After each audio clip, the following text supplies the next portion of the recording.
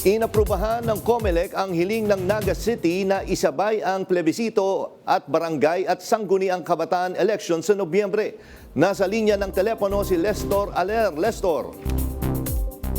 Jack, nagtungo sa tanggapan ng Commission on Elections dito yan sa Intramuros sa Maynila ngayong hapon si Naga City Mayor Leni Robredo para makipagpulong kay COMELEC Chairman George Erwin Garcia.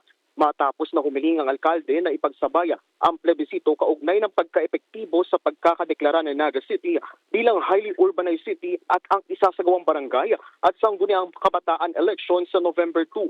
Ayon kay Robredo, aprobado na ang kanilang ipinasang request na hindi nahiwalay isasagawa ang plebisito at BSKE matapos ngang ideklarang issue noong May 26 ang lungsod. Aniya, maaari kasing madoble ang gagamiting pondo at makabawas na rin sa gastusin. Dagdag pa ng alkalde, nasa 50 milyong piso ang kinakailangang pondo kung sakali manghiwalay isasagawa ang plebiscite. Pero dahil naaprubahan na ang kanilang hiling, magpapadala ang COMELEC ng breakdown ng gagamiting pondo.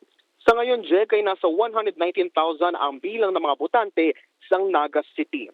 Ako si Lestor Aler ng PRTV News, nagseserbisyo para sa Pilipino. Lestor, may tatanong lang kung magkano yung budget na sinabi lang involved dito at kung nagkataon ba ay mas nakatipid tayo ngayon dahil kung pagsasamahin na ito, na paliwanag ba nila yun?